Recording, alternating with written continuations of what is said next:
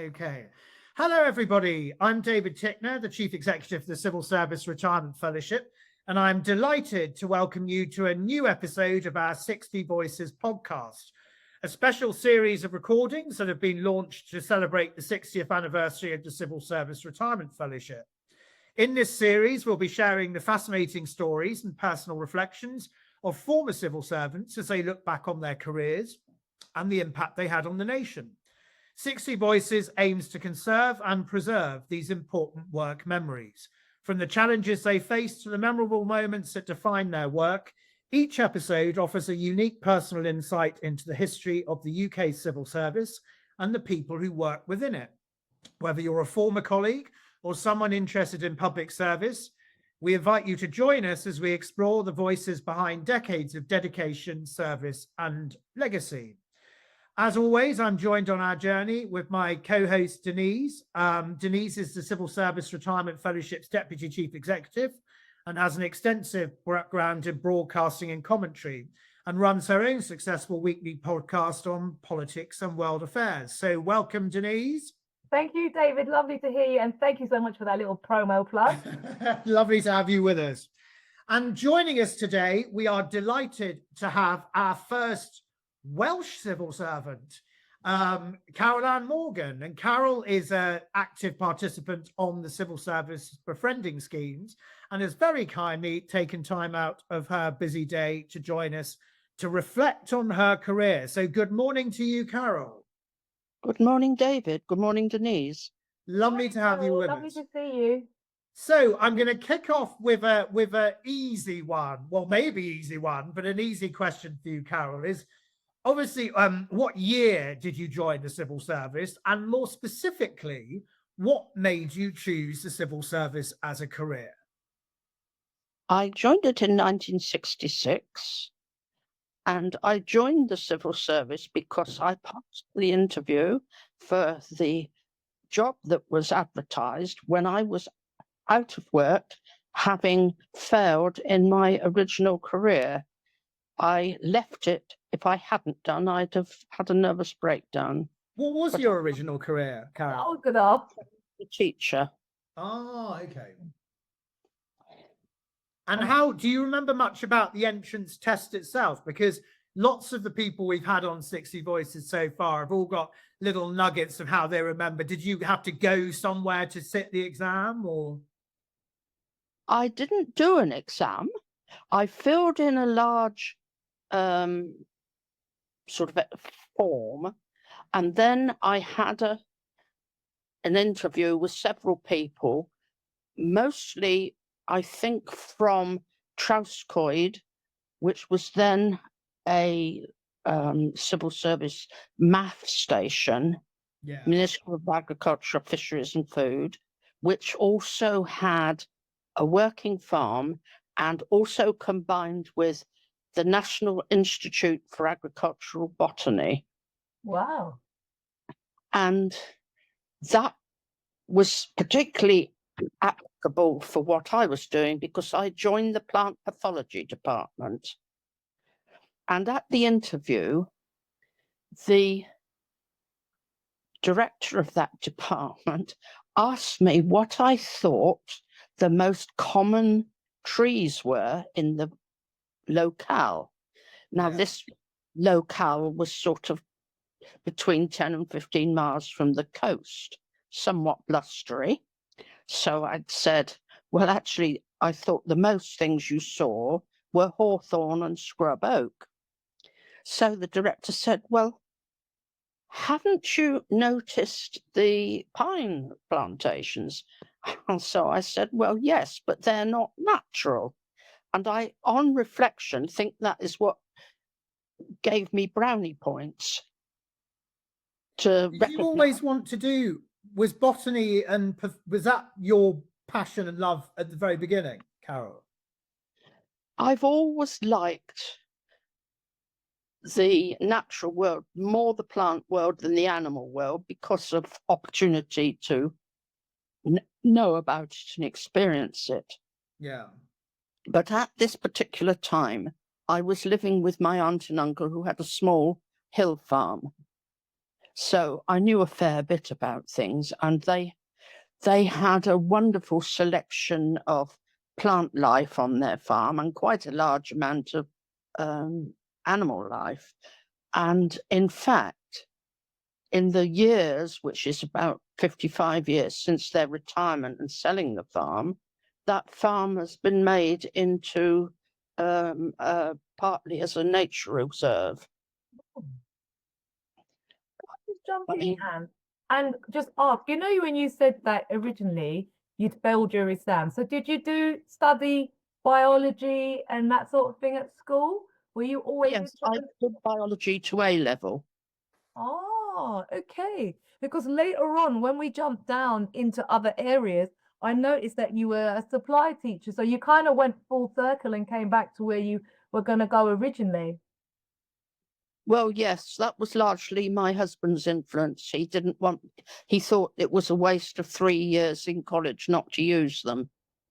I'm inclined to agree with him. Could you tell us a little bit about the scientific civil service and the plant pathology department of the Agricultural Advisory Service? That's a bit of a mouthful, isn't it? Yes, How's that's that? the acronyms. How did you find working there? I mean, I plant love pathology. What's that about? I'm a layperson. I don't know what that even means.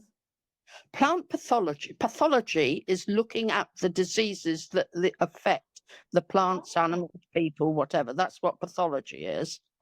And plant pathology in this context was looking at the diseases that were of an economical influence to the various farming groups, like, for instance, tobacco mosaic virus and rhynchosporium on wheat, which is a strange fungal disease. So, How so the interesting. government, so was the government basically involved in stopping particular types of plant problems on, for want of a better word, cash crops sort of thing? Well, they were looking at that time to advising the people who were growing them how to get rid of the problem. Oh. For Which instance, I remember, Carol, when I used to go down to school in Brighton years back, they used to have a Dutch elm disease entry area. Yes. Does that all come under the same sort of thing? Of obviously how to sort of tackle problems with diseases in trees and all of it that. would have done, but many years after I'd left the service. Oh, right, okay. I mean, we did a lot of ancillary things. I mean, we looked at various cereal crops, tomato crops in particular, of the food crops, and potatoes. They were doing all sorts of trials. They not just on diseases, they trialed various chemical preventatives as well. And so you were walking up and down plantations of various crops like barley and wheat with a knapsack sprayer on your back some of the time. But fortunately, I'm a large lady, so it wasn't much of a trial for me. Were you able to move around in that department and effectively go to other parts of the UK to do further study on plant pathology or anything like that? Or were you mainly just based locally to where you were living? Well, from the work point of view, locally, there was a chance to move around if other departments had vacancies and that sort of thing. And while I was working there, the civil service was trialing a system whereby we visited other places in order to see what their main concerns were. And two come to mind that I went to. One was to the plant breeding station, which is in Bow Street in North Ceredigion, which is now, I think, operated by IGA. It's been hived off from government. And another one was to go up to a similar agricultural advisory depot in Bangor. And we saw how the different departments had different concerns, because quite obviously you've got different climate, terrain, and crops. Yeah. Did you get the chance at all to travel abroad to look at anything? No, I did apply for a Churchill scholarship to go abroad, but and I was accepted by the Churchill scholarship people, but the head of Agricultural Advisory Service at the time, from Rothamsted, said that a civil servant at a scientific officer level wasn't of sufficient rank. Wow. Ridiculous. I would have thought you would have been of a much higher rank, Carol, given your science knowledge. Yeah, it was absolutely insane. And the best of it was I'd had it planned to go to Canada because my sister was working there, and she got me intro to a university department where she was working to sort of do the comparison. And I thought, they took ages and ages to answer whether I could go or not. And within 3 days of the deadline, they said this. And so there was just not time to appeal it or anything. I just had to let it go. Can I just interject there? Because I think one of the insights that I have learned about the CSRF the civil service, via the interviews, is this hierarchical and very class stratified system, which effectively rewarded particular individuals who were seen as middle class or male, or seen as able to bypass certain ideas about who should be available. People who were very good back scratchers, in fact. Nicely put, Carol. Well, that's what I think. Because Blunt. To tell you the truth, the director of establishment where I was working was backing me, and he went absolutely off his trolley about it. He was really, really cross. But in those days, there was a lot of that sort of nonsense. Like the officer who was supposed to issue us with car passes didn't want to issue one to me because I was a woman. No.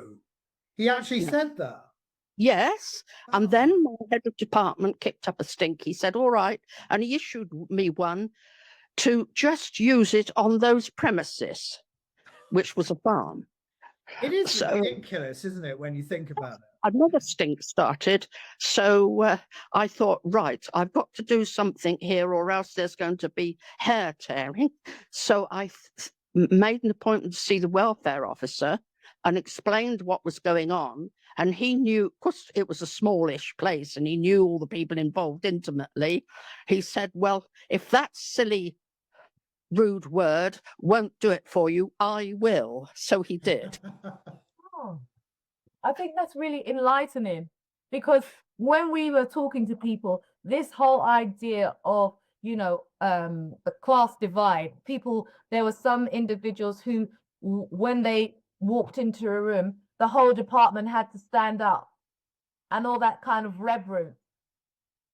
Oh yes, that went in some parts. I mean, there was one chap who thought that a particular lavatory was for his particular use. So to get over this, when he issued an edict round to say this, the cleaner, who was related to someone who was involved, deliberately made sure there was no loo rolls there. So I like that. Cleansed his tune rather smartly. Sabotage, literally. Exactly. Tell us a little bit about how the civil service shaped your life. You spoke here about the breadth of the civil service, the union, the camaraderie. You talked about big is beautiful was used as opposed to looking at things that was, smaller traders. So give us some thoughts about that. My thoughts are that until I'd gone there, the union rep for the Institute of Professional Civil Servants was my immediate superior in the department. And he said, you really ought to join. And up until then, I'd had a somewhat blinkered view of unions. And having joined that, I realized how a good union actually works, fighting for the bad things that happen to their members and finding advantages where they can. And we had it just so happened I was there at a time when our union rep was fighting on behalf of a colleague who'd been for over 3 years acting head of a department, and the big wigs in London had said that he had to do it on the same wages as his inferior official title. But our union rep was clever enough to be able to shoot that one down. Carol, can I ask a question about unions, just out of general interest? I mean, obviously, we've had quite several of our interviewees have made reference to unions. Was it a level playing field in the unions, even though it wasn't so much in the civil service as a whole? Definitely in our particular branch, because I can cite you an example. Yeah. Before I'd actually been there, I can't remember the official title, but basically the social side of it used to have a Christmas dinner. And it started getting, some of the department heads' wives started trying to take over and bring in top table, superior cutlery for that, and silver for the top table and all that sort of thing. So rather than have a big argument, they said, well, you won't take family. So you couldn't take wives or husbands or fiancés and that sort of thing. And that meant it was entirely level. Yeah. I mean, we always used to do a little entertainment, and one year it fell upon me to do it. And because I was organising it, I had head of another department coming and doing with it, and another deputy head who was actually the late, great John Atkinson, who was in the beekeeping department. Oh, very nice. He was a very nice man. He moved to live in Yorkshire. He's died now. What were the key issues that the unions, I mean, when you were involved in the 60s, what was the top of their priority list for acting on behalf of staff? To making sure they were treated fairly in terms of wages and taking over from other posts and that sort of thing. And as I had told you, and also for our branch was trying to extend the rights of employees to attend day release things, because at the time I was there, anyone below the rank that I held was not allowed to do day release. And we had a whole lot of what were referred to as industrials who wanted to better themselves, to perhaps climb up the ladder, to do enough qualifications to get a better job within the civil service. And I remember my superior and union rep telling me that some of the London reps were absolutely astounded that we had in our area people as called industrials who were capable of doing that, when they said their officers at my level, a lot of them weren't capable of doing day release. So what it just showed. For Carol, was it to go on courses or stuff like that? It was to go to university to gain another qualification. I did it.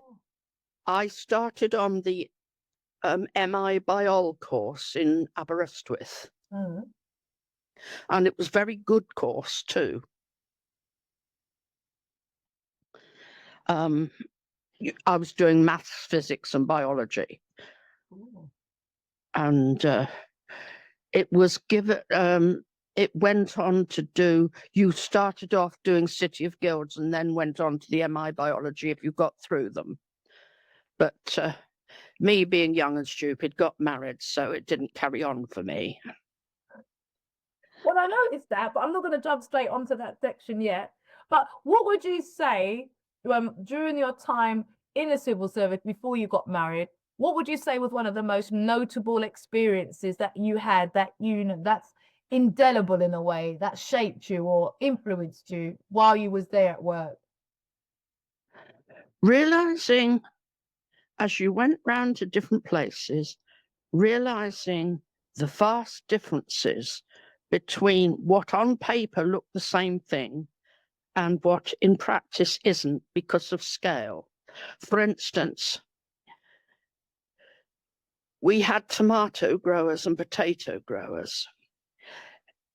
And you notice that the concerns of the tomato growers in South Pems, where there were really, really big acres of greenhouses and tunnels and that sort of thing, was so different from the more local ones who perhaps had one big greenhouse or polytunnel. And the difference was that those with only one, if they got a problem, it was their whole livelihood. Whereas if they had a large spread, they could sort of isolate the problem. The same with the potatoes. If you had 40 acres of potatoes growing and 1 acre got blight, you still had 39 acres that could, or you might still have 39 acres that could produce if you got rid of the blight by burning or ploughing in. But if you only had 1 4-acre field and it got blight, you were a bit up this creek without a paddle. And of course, this side of the country is very susceptible to potato blight that also affects tomatoes and any other in the Solanum group, because it's warm and wet.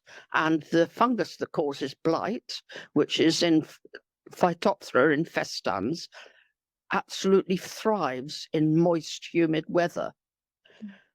There was a time when the Met Office used to put out warnings to the farming programs if there was blight weather, sort of end of July to September.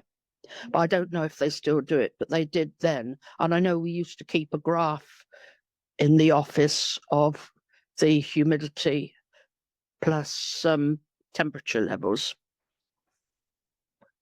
Okay, no worries. It's a bit boring. The CSRF, the Civil Service Retirement Fellowship, is a charity set up for civil servants by civil servants. In 1960, Douglas Houghton MP highlighted the need for an organisation that supported retired civil servants offering friendship and companionship. 59 years later, we are still carrying on his dream. You can find out more about the CSRF at our website, www.csrf.org.uk.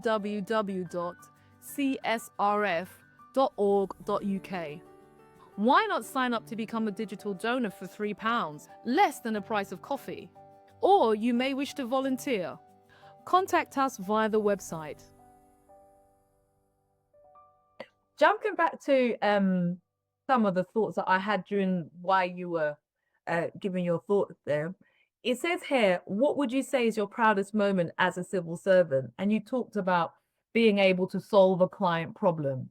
Was there a particularly notable client problem that you feel was, specific, memorable, or you felt the most proudest, or, the most triumphant, or even the most angry, maybe? I don't know. To get down to brass tacks, I was in a very junior position. I wasn't in a position to give advice on my own back.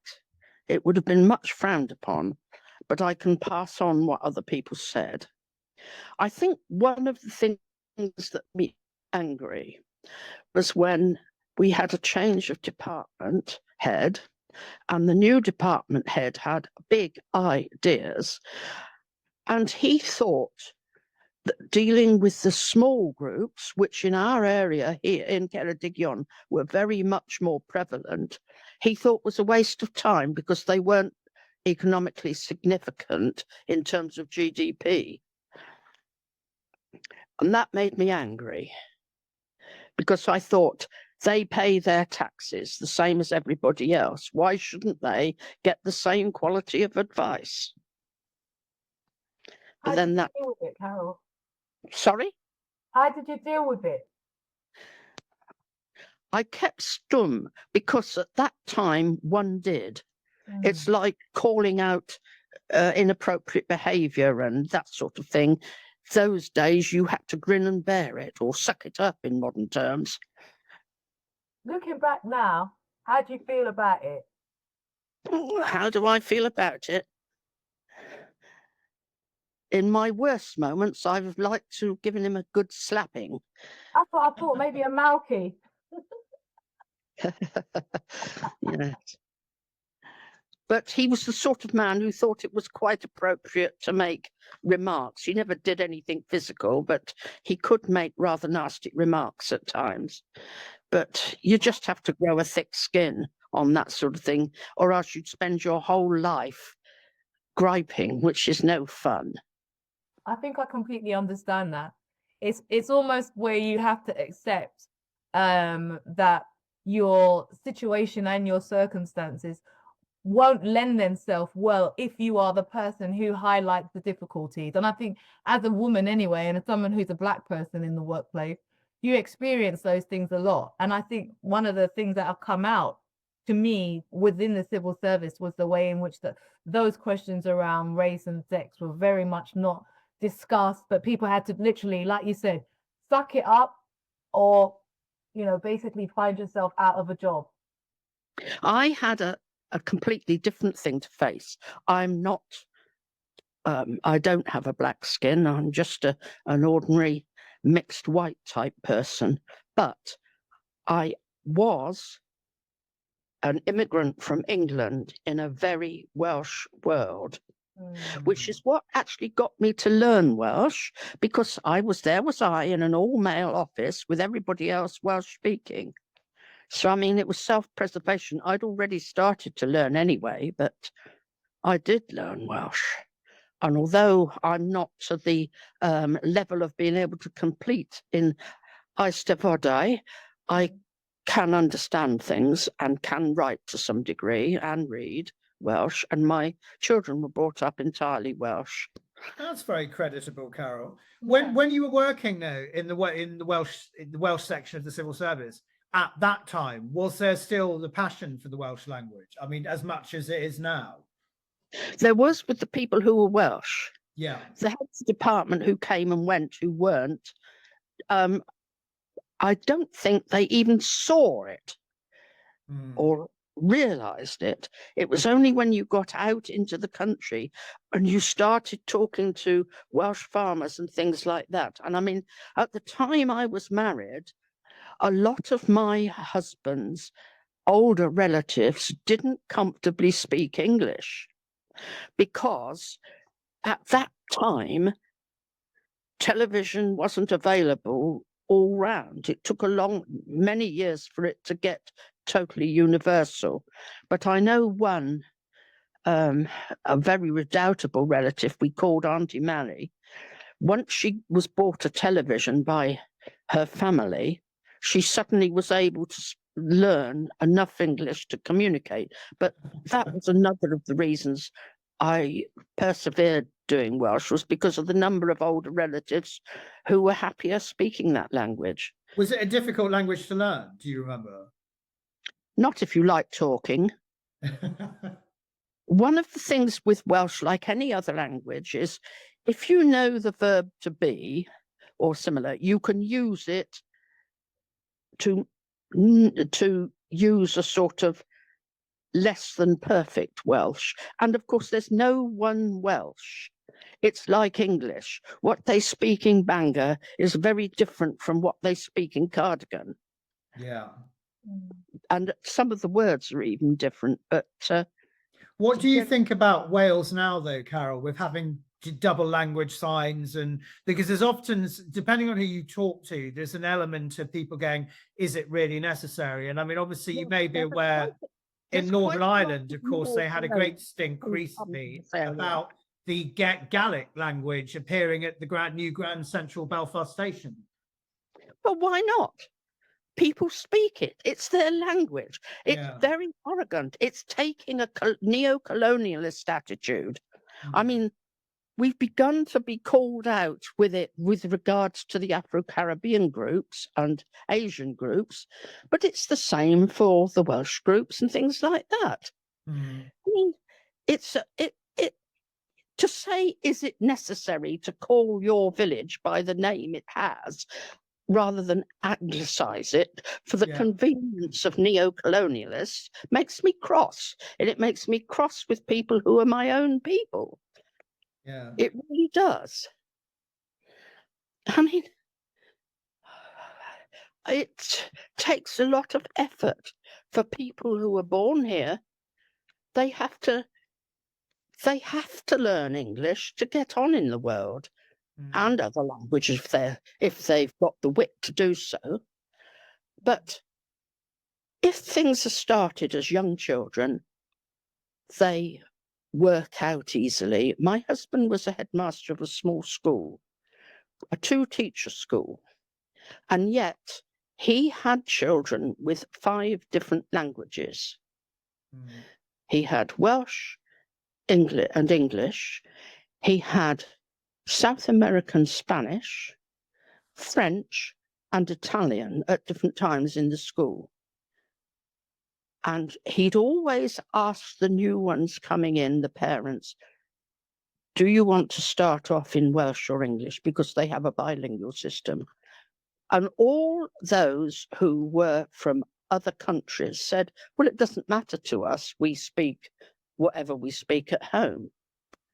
And the children pick it up.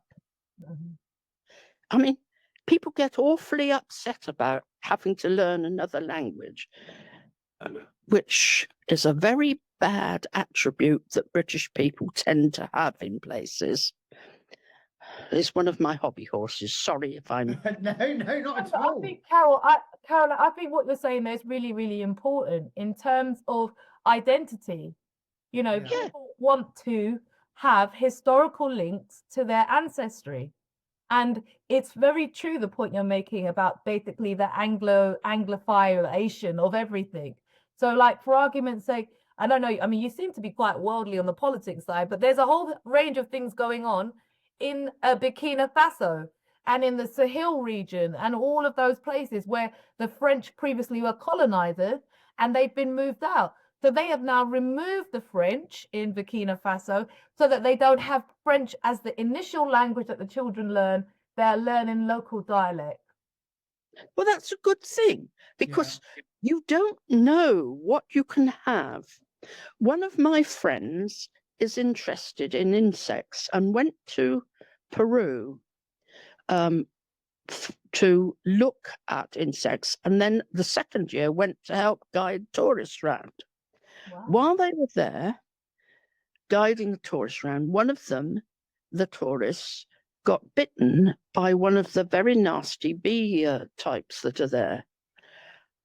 And among the helpers in the tourists was a local Amerindian who went into the forest, found a plant, decocted it, treated the man, and the next morning, this man who'd been terribly bitten all over was more or less back to normal, except for feeling tired. Wow. Yeah, because that's your pharmacy at the end of your garden. Yes. But of course, we're ignoring that with people who come from places like Africa and South America, and like the native Indians in North America. We're ignoring all their wealth of knowledge. You know, we must make them modern and like Western. No, we mustn't. Viva la différence. I agree completely.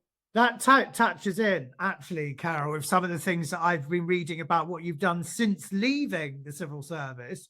Because obviously social conscience is very much in the heart of your daily life. And some of the things you've done with the setting up a credit union and also being involved with the resettling of Syrian refugee families, which sounds an interesting piece of work. It was brilliant. In fact, those refugee families the children proved the point, because when they went to primary school, they were given a number of weeks total immersion in Welsh, and they're now trilingual. There you go. Fabulous. Mind you, they're quite lucky. They can keep up their Arabic because of the mobile phone use, which is How did something. you get involved with that, About though, Carol? It says here that because of my husband, he wanted our children to be raised in a Welsh school. I helped establish a local, I can't pronounce this, Ysgol Matrin. What's that, please? Ysgol Feithrin. Yeah. Ysgol Feithrin nursery school. Oh, right. Okay. Tell us a bit about that. The Ysgol Feithrin, the Mudiad Ysgol Feithrin, which is the sort of association, Yeah. set up Welsh nursery schools because there were very few nursery schools of any description, and none of them allowed small children to meet other small children and converse through the language of their hearth. And that's what I did for a number of years. I started, it was all voluntary when we started. And as a parent, you used to give up several days a term to help. And then as things got on and some of the original teachers who ran it got jobs or other things, they asked me to join. And in the end, there was another lady and I did it between us, so nobody was fully impacted. And it was one of the best things I did. But the Mudiad Ysgolion Feithrin were a lot of very keen Welsh-speaking people who put together a lot of courses that you could go on. Yeah. To learn different things. And I think they even instigated the publication of a Welsh nursery rhyme book, which was useful. And whereas you might do Goldilocks and the Three Bears in an English nursery school, we did different things, like I'm trying to think of something. One was If You Go Sailing, and it was about a sailing ship crewed by animals, and the captain was a duck called Will Quack Quack. Sounds silly, doesn't it? But we had fun singing. What dogs like? Well, I was going to ask you, Carol, okay. So you said before you're English, yeah? So did you marry a Welsh person, a Welshman? Yes. Oh, and that's how you got exposed to the whole Welsh culture. Oh, my husband told me that other than lessons in secondary school, he didn't speak English until till about the age of 18, when he left school and home to do other things. He could speak English, but he didn't speak it much. And when he did speak, when we first met, a lot of his English had a distinctly American twang, because during the war there'd been an American forces camp not that far from where he lived. I mean, that sounds amazing, doesn't it? But I've got a question, just a slight supplemental to you. I mean, obviously, your career, even though short in terms of time, 66 to 69, you packed a lot in. I mean, did you, if you could have stayed, do you see yourself? I mean, you're very passionate about everything you've been talking to us about. Would you have seen yourself the path, to get to be a head of department, or if you had stayed pushing the civil service, would that be something that would have motivated you? Or are you glad you did it for the short period of time because you had the rich diversity and mix of what you did after you left? If it had been in modern times, and if Eddie's work, which at the time we were married was in Cardiff, had his work been in Ceredigion, I would have stayed where I was. But once we had a family, that would have been extremely difficult, because I didn't have that. My relatives were all far, and Eddie's relatives were all elderly. Mm, So it would have been impossible because there just wasn't provision for childcare. mm. I doubt if I'd have risen very far up because I'm too blunt and I'm not prepared to shut up sometimes. Well, You know, I love think, that. well, More power nowadays, to your elbow. I wish you was Carol. working with me. well, it's like this, Denise. Nowadays, it's possible. Well, can I tell you, Carol, it's not Right, always but possible you know what? exactly in the way, you know. And They sort the they things you're sort talking about, I understand a lot about what you're saying. You know, you said when you went to Wales, it was very clear that you was the English lady, you know, and it's very clear when you go into certain spaces that I'm the black lady, or I'm the woman, or I'm the working class person. Those things are still there, Carol, even though we like to think not, they still are. of course they're there. I mean, you can be as well-meaning as you like, but it's the same. It covers all parts of society, whether you're talking discipline in schools, does prison work, should we have the death penalty, how we behave with each other in the workplace, how we organise benefits for people who are in difficulties. All those things are excellent things, but the way they work has to face the problem that human beings come in good, bad, and indifferent, and everything in between. There are some people who are really good and altruistic. There are people like my friend who was confined to a wheelchair, but taught the entire of her working life in Tower Hamlets successfully. Now, there are other people who sit in their wheelchair and say, oh, I'm disabled, I can't do this, I can't do that, I can't do the other.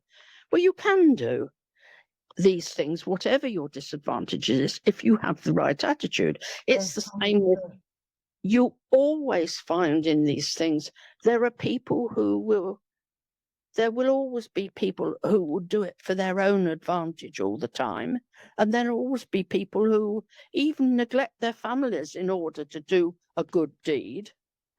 And this is the problem with a life that deals, at the moment, we live in a life that deals with technology, statistics, algorithms, averages, percentages.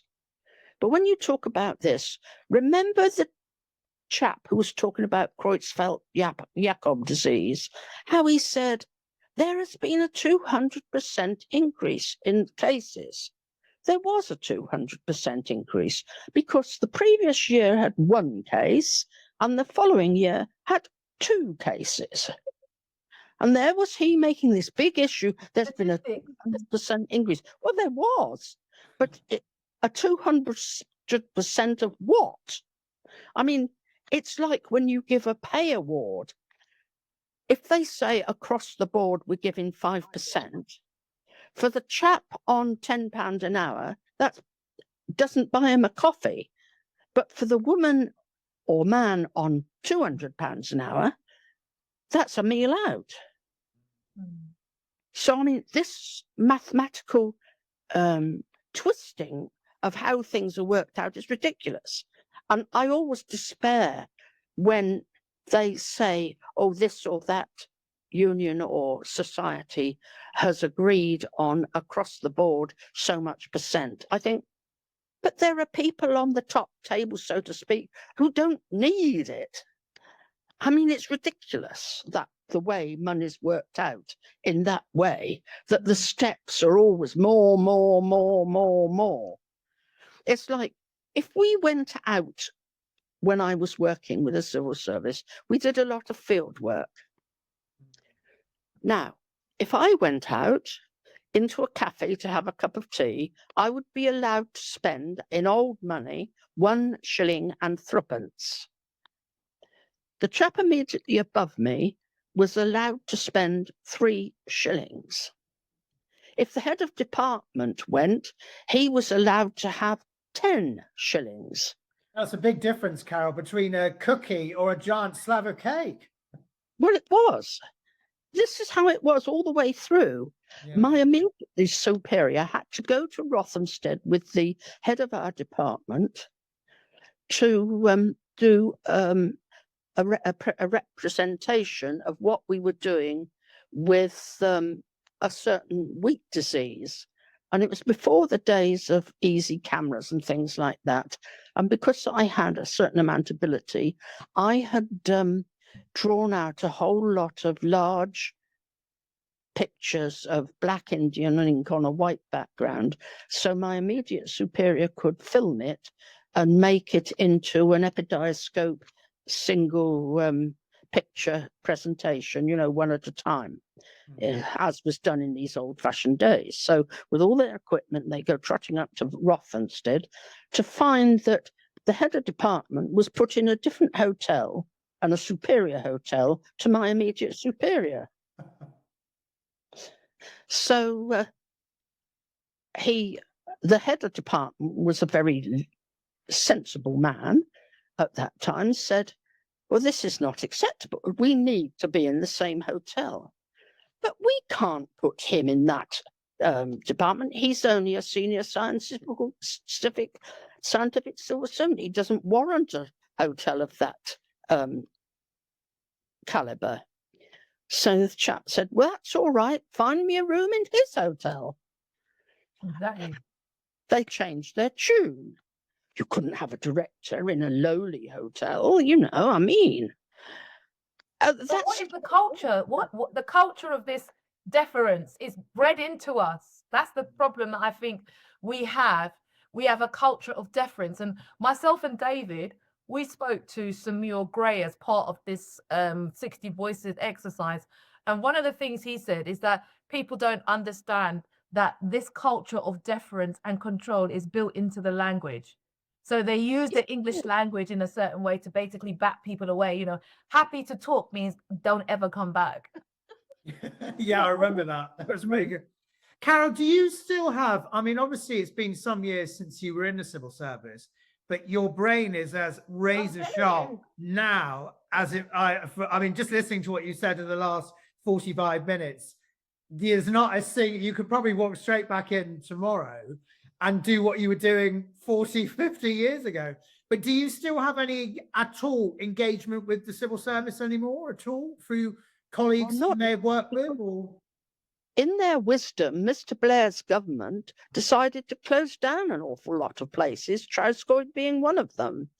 Even though they had spent 6 noughts on doing a refurbishment and building extra buildings, but which is shows another nonsense of the way things go on. I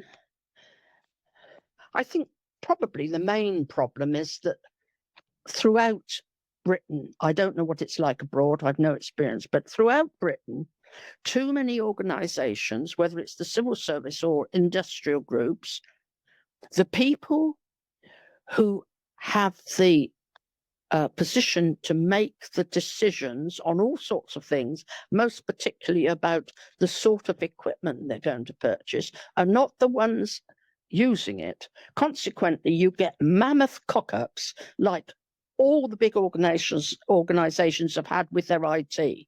Because, to put it crudely, something baffles brains.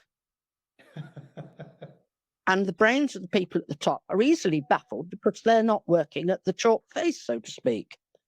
And that is a very fair point. And I think, I've been with the CSRF for 17 years, during which time I've seen X number of civil service reform plans where they always have this sort of cyclical, we must reduce the number of civil servants or get rid of the number of people who are working in different departments. And the sad truth of the last time it happened, which was about 8-9 years ago, the people who went were the people who took voluntary redundancy, and they were the people who actually had the brain power, and they knew they'd had the experience and the longevity to know how the systems work, to know how solutions were dealt with. And that knowledge is never going to be replaced because that's gone now.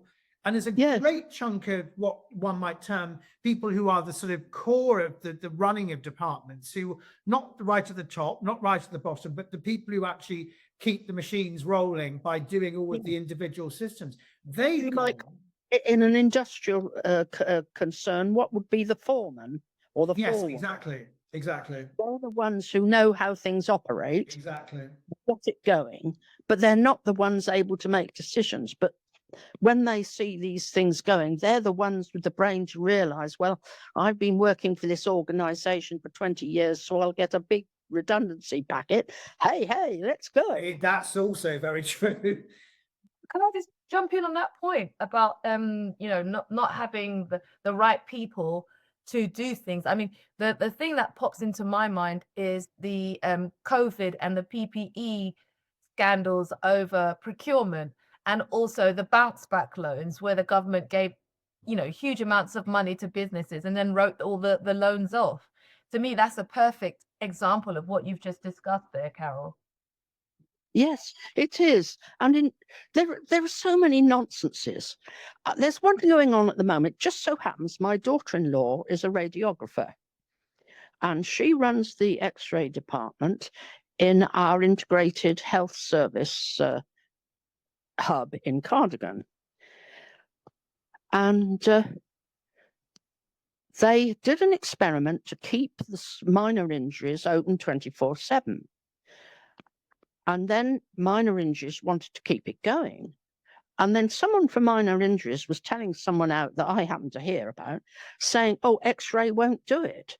It wasn't that the X-ray wouldn't do it. It's just that in order to do it, they would have, by law, have had to have at least another 3 members of staff to cover 24/7. And there aren't those people available. I mean, there is a shortage of radiographers in the first place, without, as well as the ancillary staff you need. I mean, it wasn't a case of wouldn't, it's a case of couldn't. Yeah. Then you've got the case of every time they do overtime, Hulvar admin give them hell for needing to be paid overtime. But as my daughter-in-law said to me, if someone has been sitting for 3.5 hours waiting for an X-ray because they came into minor unit injuries and they need to see if they've got a break or not, you're not going to say, well, it's 5 o'clock now, I'm shutting shop. And if while in the midst you're doing that, the doctors from the GP's practice bring over a patently distressed elderly person with a chest problem, you're not going to refuse to stay and do it, are you? No, You're exactly. going to say, oh, well, I won't be paid overtime for this. They don't like it. Are you? You're going to do it. Carol, we're coming up to the top of the hour. I mean, the time has gone so quick. But I just, as a sort of closing thought, because you're very passionate about many subjects. That is very clear from how we've spoken to you this morning. What advice would you give to somebody about to join the civil service now? I mean, based on your life experience, etc., just as a sort of a closing anecdote, what would your best piece of advice be to someone contemplating joining the civil service now? Look first at all the departments available to find the best one to suit your needs, because careers people in schools and colleges don't necessarily know. And my school sort of talked of it as being in an office, whereas the scientific civil service is definitely not that. And it covers so many different things. Well, I think it would be... Sorry, Dee, go for it. I just want to ask one quick question, Carol. Carol, okay, so what advice have you got to give people who are approaching retirement?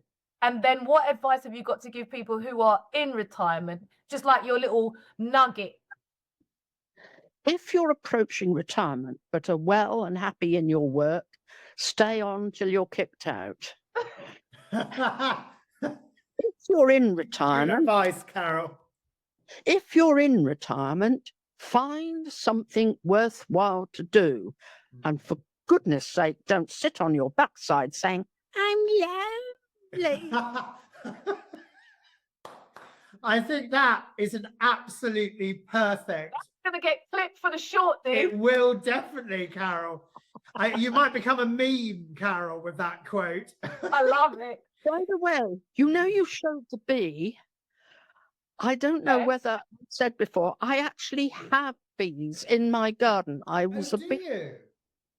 And our family has a beekeeping business, which my younger son now runs. I can't Oh, have. I love bees. Yes, they're lovely creatures. Love them. And you would have seen me dressed as a bee, Carol, in Fellowship News.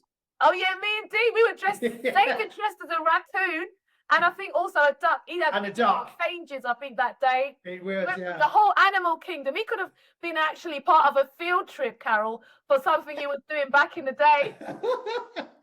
Well, look, Carol, just to conclude, firstly, I want to say a massive thank you Lovely, for wicked. I giving us enjoyed it. 60 minutes of your time. It has been a blast. And I think I can legitimately speak on behalf of Dee by saying we could have done another 60 minutes Yeah, and it would have gone 100 miles an hour. 100%.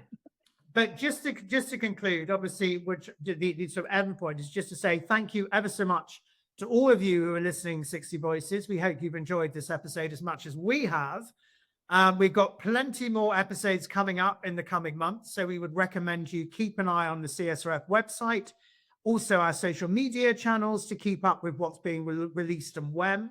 And if you'd like to be an interviewee for a future podcast, please check out the Civil Service Retirement Fellowship website, www.csrf.org.uk. And all the contact information as to how you can contact us will be available for you there. But just in conclusion, I'd like to say once again a big thank you to Carol and a huge thank you, as always, to my super co-host, Denise. So thanks ever so much for everybody. Thank you, Carol. That was wicked. I loved it. The CSRF, the Civil Service Retirement Fellowship, is a charity set up for civil servants by civil servants. In 1960, Douglas Houghton MP highlighted the need for an organisation that supported retired civil servants offering friendship and companionship. 59 years later, we are still carrying on his dream. You can find out more about the CSRF at our website,